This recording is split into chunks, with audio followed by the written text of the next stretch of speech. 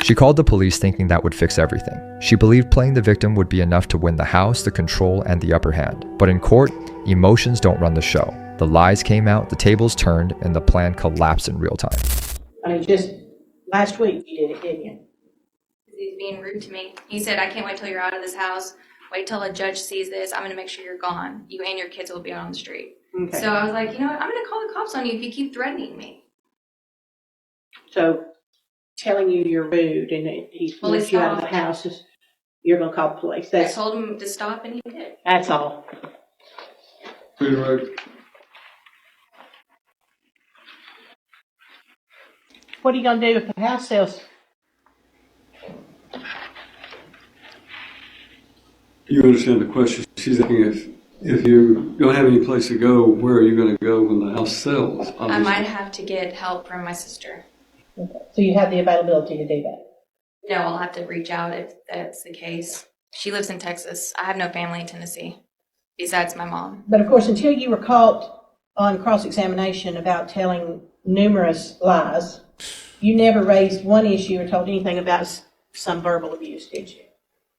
That's why it was brought up about me having to threaten to call the police. Why did you have sex with this man after the divorce was served if he's such an abusive person? Well, same instance, he had sex with me. Well, I had that question. Was that too, one of those I nights? understand that. We were both drinking and No, I'm It going to just- object. he's my This is husband. outside the scope.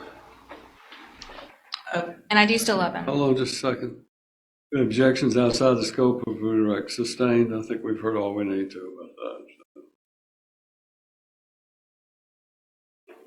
Didn't tell him about your paramour because you wanted to try to save your marriage. That's what you just testified to.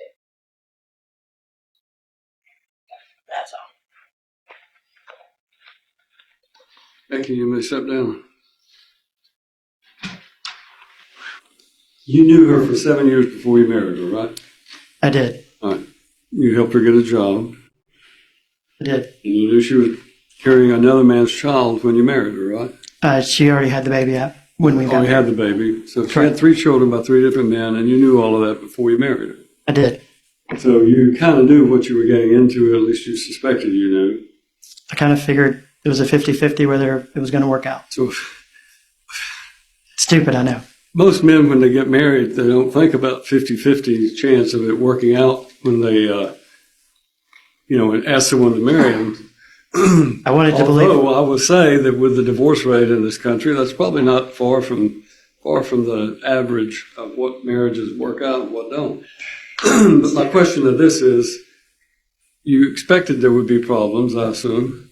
Yeah, I wanted to believe what she was telling me. She was past going out and partying, and she was ready to be a family and settle down, and she was looking for stability. Cared for her and you wanted to help her. And obviously for 8 years, there's something there. I was fed the whole 9 yards. The point is that you went into this knowing that there could be problems, right? I did. And it turned out there are problems. Within a couple of weeks, I figured out there was problems. But you say you still love her. I do, but I don't think I have the same kind of love that I had before. It's more I care about her. All right, that's all. Step down. Thank you. That's our proof, Your Honor.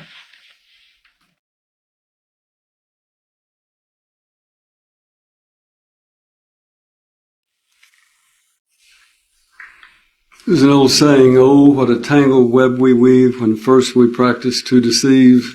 Y'all have heard that before. It applies to everybody in this case. I think Mr. Tootle deceived himself when he thought that he was going to be able to marry this lady and fix her problems and that they would live happily ever after. Although he admits today he thought maybe he only had a 50-50 chance of success in doing so.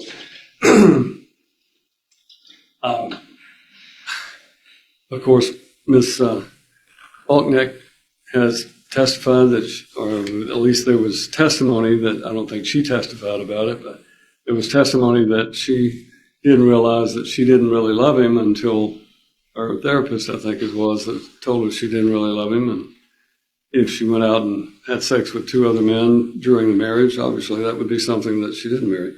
She didn't love him. So this is a situation That is a temporary hearing that is designed to keep the parties in life and limb together until such time as they can conclude this matter after discovery and after mediation takes place.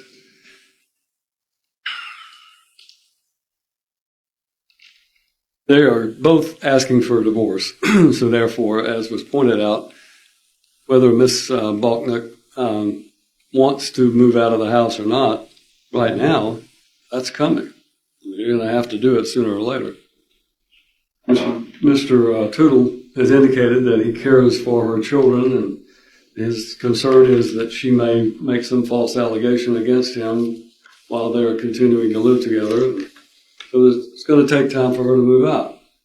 The Dixon County school system concludes its school year on May 23rd, I think it is. Yes, sir. And it is this court's opinion that these parties will continue to cohabit in the marital residence until June 1st. At that point, Ms. Balknick will vacate the property. Mr. Tootle will continue to have temporary possession of the marital residence. I make that statement because of the fact that it is apparent that Mrs. Balknick cannot afford to pay the house payments, and therefore if he is forced to leave, he's going to still have to make the house payments. She has indicated that she wants to sell the house, which obviously indicates she would then have to leave. In the interim period that they reside together, she will pay all payments that she has on her income and expense statement. I have added, she's showing a shortage of her income and expenses that she's negative $1,505.56. If you add back in the child support payments and her renewable income, then that comes to $5,978.46. So it's clearly more than her expenses are, even considering those expenses, which when I look at, no, and I don't mean this to be harsh, but I don't spend $489 on recreation and entertainment a month. Clothing and personal care, $400 a month. Folks, you're going through a divorce. You're going to have to tighten up a lot of these expenses that are otherwise you might do if you're living in a nice home and having two incomes that total over $200,000 a year. This is not going to be the case. Short-term marriages that go through divorce, the court's usually looking to put the parties back in the situation they were in prior to the marriage. It's just that simple. Short-term marriages of 6 months do not typically require or even justify the awarding of alimony or spousal support, absent some compelling circumstances. So I'm just saying these expenses that are here are going to have to be looked at. Her car payment of $1,034.27 is fixed. It's going to have to be paid. She's got cell phones for a 10-year-old. So be it. She'll have to pay for it. Her automobile insurance goes with her car. Her food and groceries of $1,200 a month. She's only going to be required to provide food and groceries for her and her children.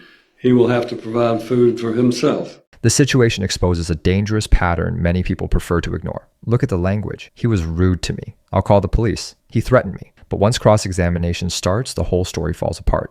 If he was really that abusive, why did she keep living with him? Why did she sleep with him after being served divorce papers? The answers come out messy, emotional, and confused. We were drinking. I still love him. That's not fear, that's convenience. What we're seeing is a clear attempt to weaponize the system. Emotional pressure, threats of police involvement, selective victimhood. But when the law actually works, it doesn't buy stories and it buys evidence. And that's when the game changes. The judge looks at numbers, not tears, income, not drama, and basically says, you can't afford the house, so you're leaving. Simple. It's not punishment, it's accountability. The man made a mistake thinking love could fix a broken past, that stability could erase bad decisions. He even admits it. I thought it could work. That's the classic mistake of trying to save someone who doesn't want to be saved. She wanted security without paying the price of her own choices. The house, the comfort, the control, without the commitment. When that failed, she played the chaos card. Police, vague accusations, insinuations. But in court, I felt isn't enough. You have to prove he did, and she couldn't. The message is harsh but fair. The law doesn't exist to fund illusions or reward emotional manipulation. It exists to make people face the consequences of their choices.